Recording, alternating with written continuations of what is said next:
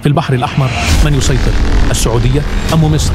في عام 2025 السعودية تملك 32 سفينة رئيسية، 7 فرقاطات، 9 كورفيتات و56 دورية ساحلية مع 13,000 بحار، لكن تركيزها على الدفاع الساحلي.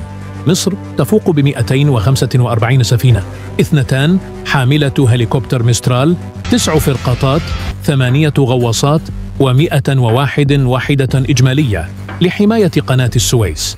التعاون المشترك يعزز الاستقرار، لكن مصر تهيمن بالحجم والإسقاط.